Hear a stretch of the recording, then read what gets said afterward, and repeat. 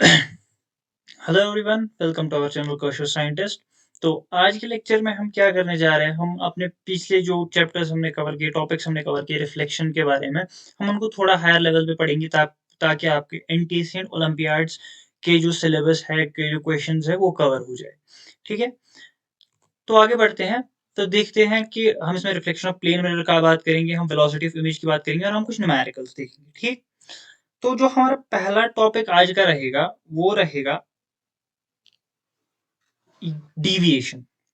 क्या रहेगा? Deviation. Deviation मतलब क्या है? अगर हम डेविएशन की बात करें तो हम बोलेंगे अगर कोई इंसिडेंट रे ऑफ कोई रे ऑफ लाइट इस डायरेक्शन में जा रही है एंड सडनली वो क्या अपनी पाथ चेंज कर रही है, तो हम बोलेंगे वो अपनी पाथ से इस एंगल थीटा से डेविएट हो गई।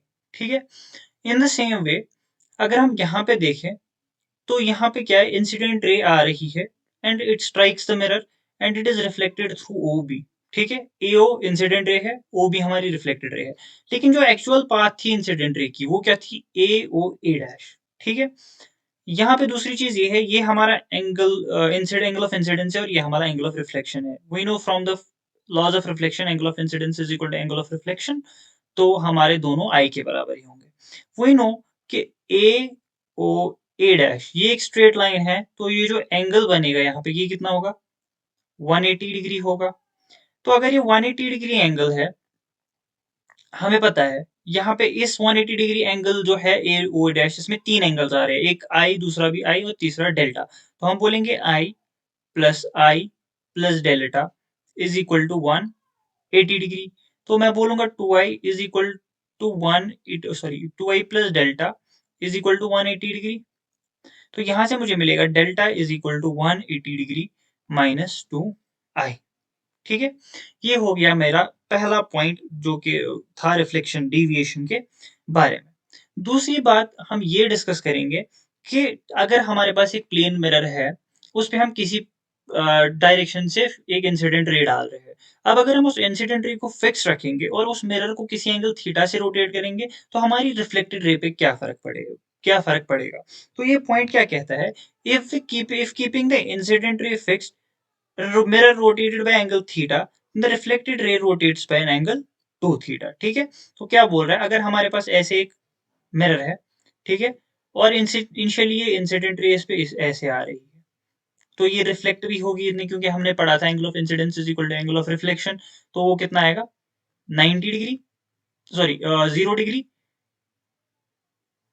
क्योंकि मिरर नॉर्मल भी परपेंडिकुलर है, इंसिडेंट रे भी परपेंडिकुलर है, रिफ्लेक्टेड रे भी परपेंडिकुलर ही आए कि तो तीनों 0 डिग्री पे, सिंस इट्स मिरर परपेंडिकुलर, तो हमारे angle of incidence angle of reflection दोनों 0 डिग्री आएंगे। ठीक है, लेकिन अब हम क्या कर रहे हैं, हम इस मिरर को जो है किसी एंगल थीटा से रोटेट कर रहे हैं। ठीक है, हम सपोज इस मिरर को, सॉरी, इस मिरर को हमने इस एंगल थीटा से रोटेट किया, तो अब हमारी जो नॉर्मल आएगी वो कहाँ से आएगी? वो ऐसे आएगी कुछ। ठीक है, तो हमारी रिफ्लेक्टेड रे भी कुछ, सॉरी, तो हमारी जो रिफ्लेक्टेड रे है वो भी कुछ ऐसे आएगी। ठीक है, तो देखो, अगर अब हमारा एंगल ऑफ इंसिडेंस अगर हम देखेंगे वो क्या बनेगा, ये आई हमारा एंगल ऑफ इंसिडेंस बनेगा। और अगर हम हमारा एंगल ऑफ रिफ्लेक्शन देखेंगे वो कितना बनेगा, वो एंगल ऑफ रिफ्लेक्शन ये आर बनेगा। ठीक है, तो अगर हम देखें, अगर ये मिरर यहाँ पे थीटा से चेंज हुआ, तो ये नॉर्मल भी कितनी से रोटेट होगा? थीटा से रोटेट हुआ होगा, तो एंगल ऑफ इंसिडेंस हमारा कितना बनेगा? थीटा। तो अगर एंगल ऑफ इंसिडेंस थीटा है, तो एंगल ऑफ रिफ्लेक्शन भी हमारा कितना होगा? वो भी थीटा ही होगा। तो एंगल ऑफ इंसिडेंस और एंगल ऑफ रिफ्लेक्शन कितना है? वो थीटा है। तो अगर हम देखें, इनिशियली हमारी इंसिडेंट रे कहाँ पे थी? यहाँ पे थी, वो फाइनली भी वहीं पे है। लेकिन हमारी जो रिफ्लेक्टेड रे वो इनिशियली इस पॉइंट पे थी, लेकिन अब हमारी एंगल ऑफ जो रिफ्लेक्टेड रे है वो कितने से रोटेट हुई है? आई प्लस आर से रोटेट हुई, दैट इज 2 थीटा के बराबर। समझ आया? इसीलिए यहाँ पे बोलता है, if keeping the incident ray fixed, mirror is rotated by angle theta, then the reflected ray rotates by angle 2 theta. आगे बढ़ते हैं और करते हैं और एक पॉइंट की बात। वो क्या बोलता है, if two plane mirrors are perpendicular then the final reflected ray is anti parallel to the incident ray. क्या बोल रहा है, अगर हमारे पास दो मिरर्स है और ये एक दूसरे के परपेंडिकुलर है, सपोज यहाँ पे जो है ये 90 डिग्री एंगल है।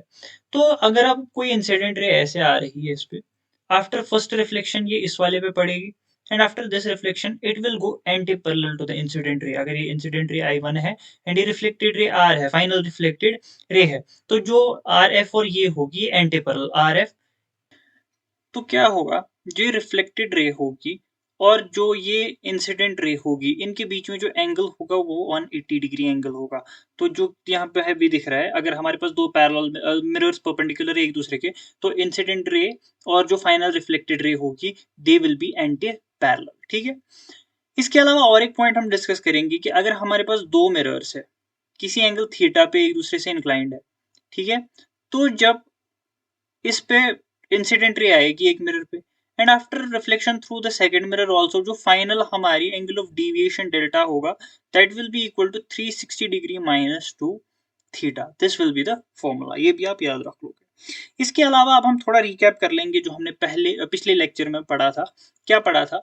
प्लेन मिरर के कुछ ये पढ़े थे हमने, प्लेन मिरर की प्रॉपर्टीज क्या पढ़ी थी? पहली प्रॉपर्टी ये पढ़ी थी कि सेम साइज ऑफ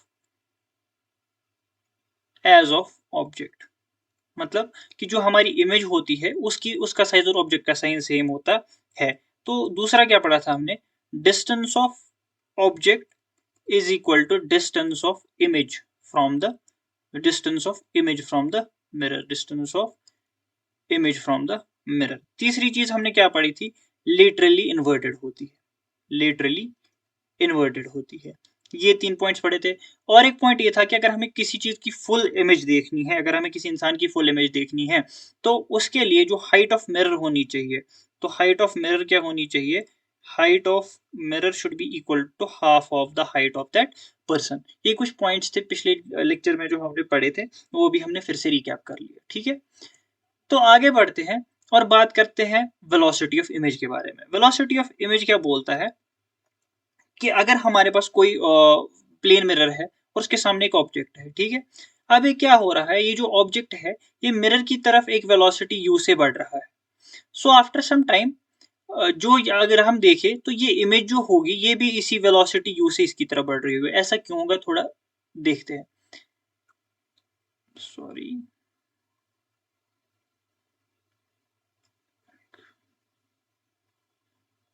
ठीक है, तो देख,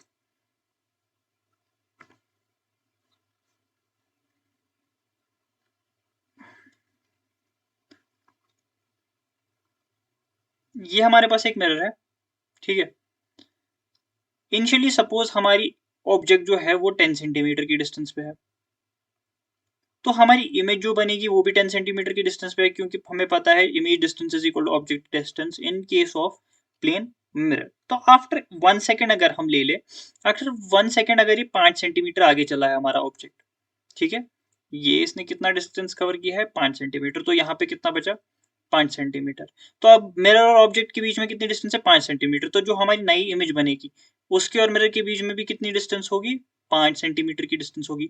तो हमारी इमेज भी कितनी आगे चली होगी? 5 सेंटीमीटर आगे चली होगी। तो इसकी स्पीड क्या थी? 5 सेंटीमीटर एक सेकंड में चला। तो हमारी इमेज की भी स्पीड क्या थी? 5 सेंटीमीटर एक सेकंड में चला। ठीक है, this is the how we say कि द इमेज। तो हमें यहाँ पे क्या कंक्लूड किया हमने यहाँ पे point? Velocity of object is equal to velocity of image in case mirror is at rest. Mirror क्या है? रेस्ट पे है। मिरर रेस्ट पे है। ठीक, अब दूसरा केस हम लेंगे, उसमें क्या हम करेंगे काम? हम ऑब्जेक्ट को फिक्स करेंगे, हम ऑब्जेक्ट को फिक्स करेंगे और हम मिरर को आगे बढ़ाएंगे। तो अगर हम इधर क्या केस लेंगे, यहाँ पे ऑब्जेक्ट हमारा फिक्स्ड है और मिरर विद वेलोसिटी u आगे की तरफ जा रहा है, तो जो हमारी इमेज होगी वो भी वो इधर की तरफ जा रही होगी विद वेलोसिटी 2u। कैसे? देखो, सेम केस लेते हैं।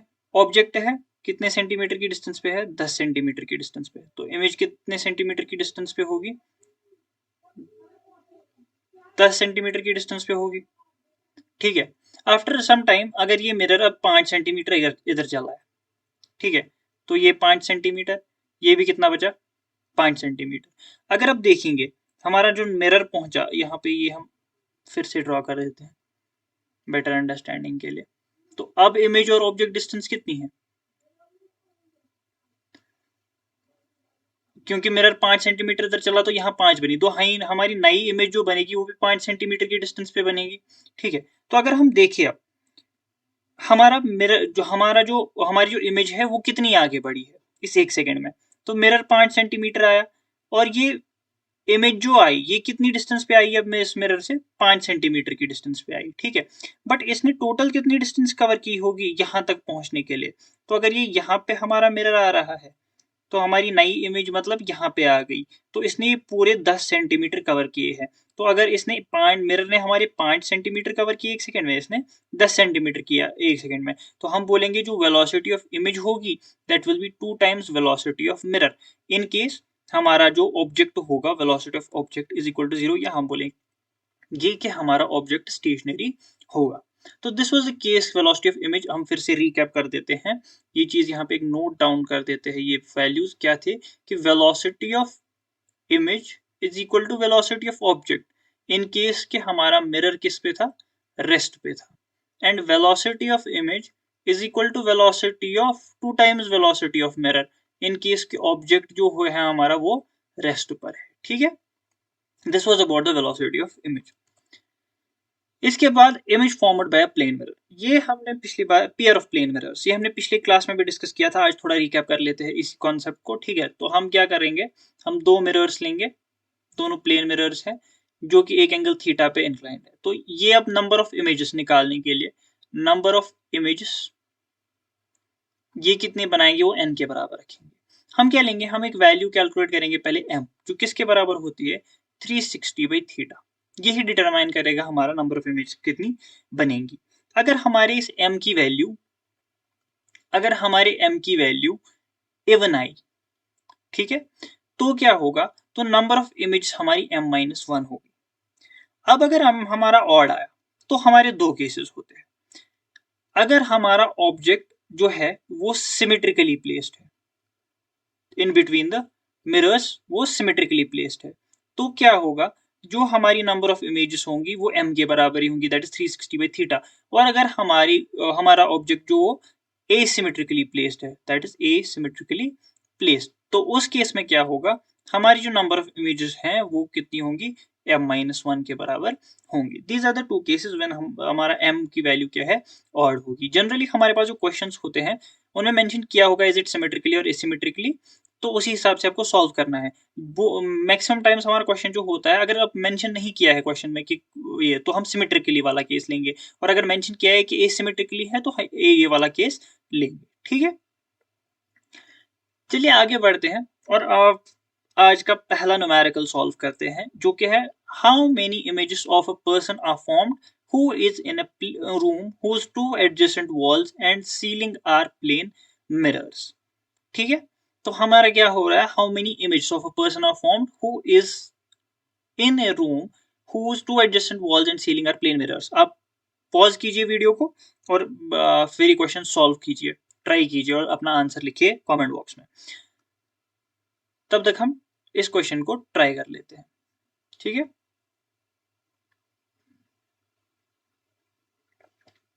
तो देखो,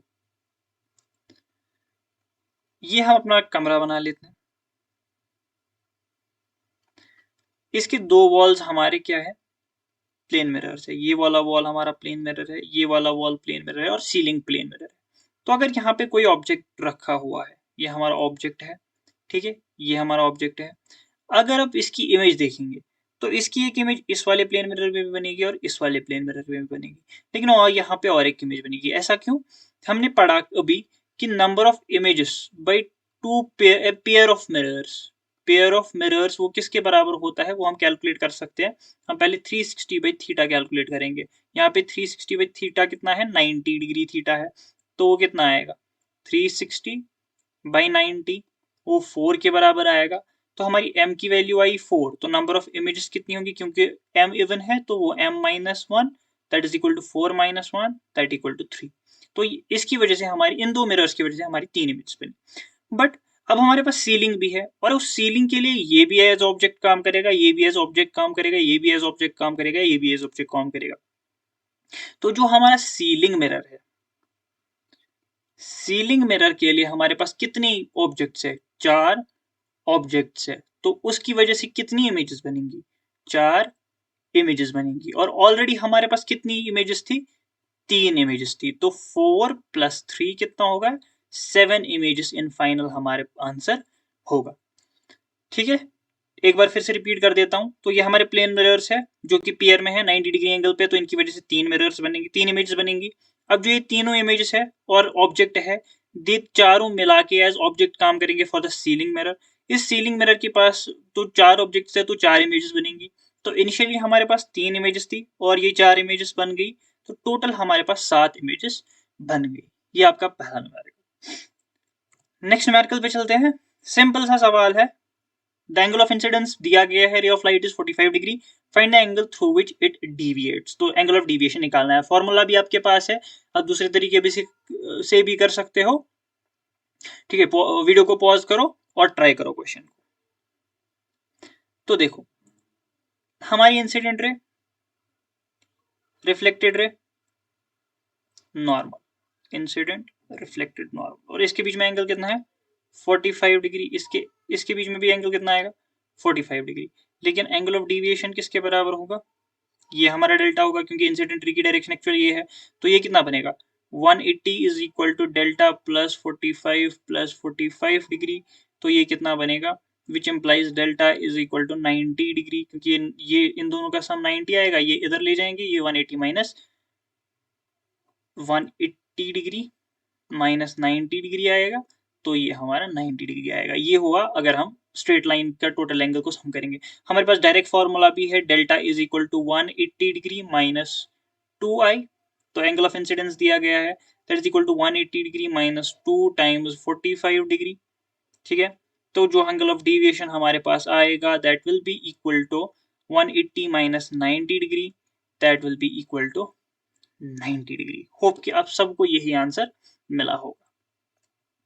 चलते हैं आगे अपने नेक्स्ट क्वेश्चन की तरफ। ये एक अच्छा क्वेश्चन है। An object is initially at a distance of 150 centimeter from a plane mirror. If the plane mirror approaches it with a speed of 10 centimeter per second, then after 5 seconds the distance between the image and the mirror will be. पहला तरीका, simple solution, पहले मैं आपको बताऊंगा। ठीक है, तो ये इमेज है, ये ऑब्जेक्ट है, कितने डिस्टेंस पे है, 150 सेंटीमीटर पे है। अब क्या हो रहा है, ये जो मिरर है ये अप्रोच कर रहा है इमेज को, ऑब्जेक्ट को, with the speed of 10 centimetre पर सेकंड। तो हमें after 5 seconds distance between the image and mirror देखनी है। तो हम देखेंगे distance between the mirror and object after 5 seconds.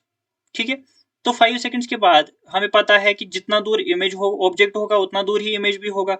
तो जितना दूर आफ्टर 5 सेकंड्स मिरर और इमेज के बीच की ऑब्जेक्ट की डिस्टेंस होगी, उतनी ही हमारी मिरर और इमेज की भी डिस्टेंस होगी।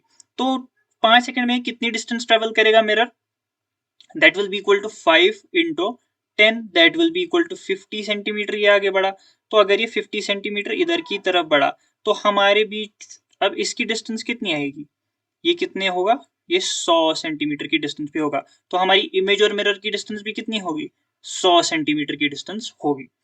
अब दूसरा तरीका क्या है, दूसरा तरीका ये है कि हम स्पीड से देख ले।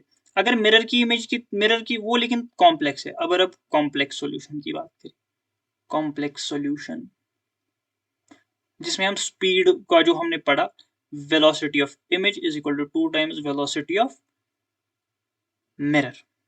ठीक है, तो अगर वेलोसिटी ऑफ इमेज हमारी 10 है, तो वेलोसिटी ऑफ इमेज कितनी होगी, वेलोसिटी ऑफ मिरर 10 है, इसकी कितनी होगी, 2 इंटू 10 दैट इज 20। तो अगर इसने 50 सेंटीमीटर ट्रेवल किया, तो इमेज कितनी डिस्टेंस ट्रेवल करेगा, that will be equal to 20 into 5 that is 100 centimetre. ठीक है, अब अगर इसका ये बनाए,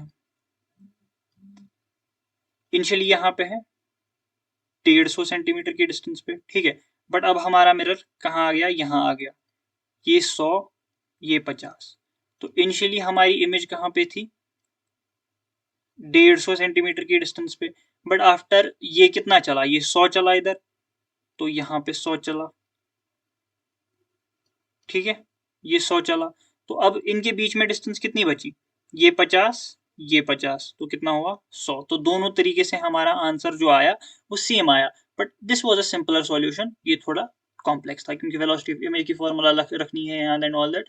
आप फिर से इस पार्ट को रिकैप कर सकते हो ठीक है, तो आगे बढ़ते हैं और देखते हैं अपना चौथा न्यूमेरिकल। ये बहुत सिंपल सवाल है, सब वीडियो पॉज करें और इस क्वेश्चन को अटेम्प्ट करें। आई थिंक मैक्सिमम बच्चों को इसका आंसर मिल जाना चाहिए। एंड प्लीज सब कमेंट बॉक्स में इसका आंसर लिखिए। पहला क्या बोल रहा है question, if a man can see his full image in a plane mirror of height 2 metre, what is the height of the man. तो हमने देखा कि हाइट ऑफ मिरर कितनी होनी चाहिए to get the full image, वो होती है h/2।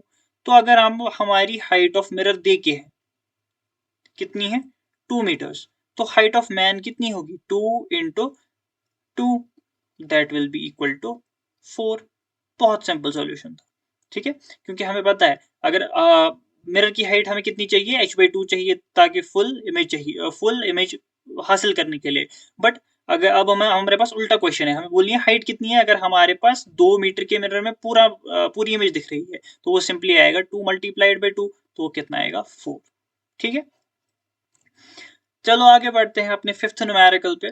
क्या बोल रहा है, two plane mirrors are inclined at an angle of 72 degree, an object is placed symmetrically between them, how many images of the object will be formed। जिसने पिछला lecture या ये लेक्चर अच्छे से देखा होगा वो आराम से ये क्वेश्चन कर सकता है। तो पहली चीज जो हमें नोट करनी है इस क्वेश्चन में, हमेशा जब भी सवाल सॉल्व करो तो जो दिए वैल्यूज है, दी चीजें, उनको अच्छे से पढ़ो, उनको नोट डाउन करो। तो हमारे पास जो एंगल दिया गया है वो कितना है 72 डिग्री। और क्या बोला है इसने, ऑब्जेक्ट इज प्लेस्ड सिमेट्रिकली, तो मतलब ये भी हमारे काम आएगा between them. How many images of the object will be formed, हमें नंबर ऑफ इमेजेस निकालनी है। हमें पता है पहले m कैलकुलेट करते हैं, वो किसके बराबर होगा 360 degree divided by 72 degree, that will be equal to 9 8 940 8 1 8 5 तो m इज इक्वल टू 5। तो m हमारा क्या आ गया, ऑड आ गया। तो हम दो केसेस देखेंगे, सिमेट्रिकल, एसिमेट्रिकल। बट यहाँ पे क्वेश्चन ही बोल रहा है हमारे पास ये क्या है, सिमेट्रिकल है। तो हमारे पास n की वैल्यू कितनी होगी, m के बराबर होगी, and that will be equal to 5। बहुत सिंपल सवाल था, ठीक है, होप कि सबको ये क्वेश्चन भी आया होगा। आगे बढ़ते हैं, सब लोग इस क्वेश्चन को ट्राई करें, ये थोड़ा अच्छा सा सवाल है, ठीक है। आप वीडियो को पॉज करो, इस क्वेश्चन को ट्राई करो और कमेंट बॉक्स में आंसर लिखते जाओ, ठीक है। तो देखो आप क्या बोल रहे हैं हमारे पास, ये हमारे पास एक मिरर है, ठीक है। Object is a distance of 4 centimetre from both the mirrors. यहां से भी ये 4 सेंटीमीटर की डिस्टेंस पे है और यहां से भी ये 4 सेंटीमीटर की डिस्टेंस पे है। What is the distance of the second image formed by the mirror B from B. अब डिस्टेंस ऑफ सेकंड इमेज बनानी है हमें, बी से कितनी दूर पे हम इस सेकंड इमेज बनेगी, जो किसकी होगी, बी की ही इमेज होगी, मतलब बी में ही इमेज बन रही होगी, ठीक। तो हम क्या करेंगे काम, हम यहाँ पे ऑब्जेक्ट लेंगे जो कि कितनी डिस्टेंस पे है, तो ऐसे हमारा मिरर था, ये भी 4 सेंटीमीटर की डिस्टेंस पे है, यहां से भी 4 सेंटीमीटर की डिस्टेंस पे है। ये मिरर ए है, ये मिरर बी है। तो इसकी पहली इमेज जो बी में बनेगी हम वही कंसिडर करेंगे, तो यहाँ पे बनेगी, वो भी कितनी डिस्टेंस पे बनेगी 4 सेंटीमीटर की डिस्टेंस पे बनेगी। अब इस ऑब्जेक्ट की एक इमेज ए में भी बनेगी, ठीक है, तो वो यहाँ से कितनी डिस्टेंस पे बनेगी 4 सेंटीमीटर डिस्टेंस पे बनेगी। But from the mirror B ये कितनी डिस्टेंस पे होगी, ए 4 4 4, मतलब ये डिस्टेंस कितनी होगी, ये 12 सेंटीमीटर की डिस्टेंस होगी। तो अब जो ये इमेज हमारी ए में बनी, इमेज जो ए में बनी, ये अब क्या करेंगी, it will act as an object, acts as object for B. ये बी के लिए एज ऑब्जेक्ट काम कर रही है। तो ये जब 12 सेंटीमीटर की डिस्टेंस है यहाँ से, तो इमेज बी कितनी डिस्टेंस पे बनेगी, इमेज बी 12 सेंटीमीटर की डिस्टेंस पे ही बनेगी, इमेज बी 12 सेंटीमीटर की डिस्टेंस पे ही बनेगी। समझ आया क्वेश्चन, फिर से रिपीट कर रहा हूं, 4 सेंटीमीटर की डिस्टेंस पे है ऑब्जेक्ट, ठीक है, तो इसमें इमेज कितनी बनेगी 4 सेंटीमीटर की डिस्टेंस पे बनेगी। अब इस ऑब्जेक्ट की एक इमेज ए में भी बनेगी, वो भी कितनी डिस्टेंस पे बनेगी फ्रॉम ए, 4 सेंटीमीटर की डिस्टेंस पे बनेगी। बट जो ये ए की इमेज बनी, ये टोटल कितनी डिस्टेंस पे बनी, it will be from 12 centimetre from the mirror B. तो अब ये इमेज जो है ये object as an object act करेगी फॉर मिरर बी। तो अब इसकी जो इमेज बनेगी वो कहाँ पे बनेगी, वो बनेगी at 12 centimetre from mirror B, ठीक है, तो हमारा आंसर कितना आएगा, 12 centimetre will be the distance of the second image by mirror B from B. ठीक है, यहाँ पे एक पॉइंट बोलना चाहूंगा, हमें पता है ना कि number of image formed by two parallel mirrors वो किसके बराबर होगा, 360 डिग्री। तो हम पहले एम कैलकुलेट करेंगे, 360 बाई थीटा, थीटा कितना है 0 डिग्री, तो ये कहाँ पे पहुंचेगा, इन्फिनिटी। तो हमारे पास जो दो पैरेलल मिरर्स होते हैं उनकी वजह से हमारे पास इन्फिनाइट नंबर ऑफ इमेजेस बनती है। ठीक है, होप कि आपको सारे क्वेश्चंस समझ आ गए होंगे।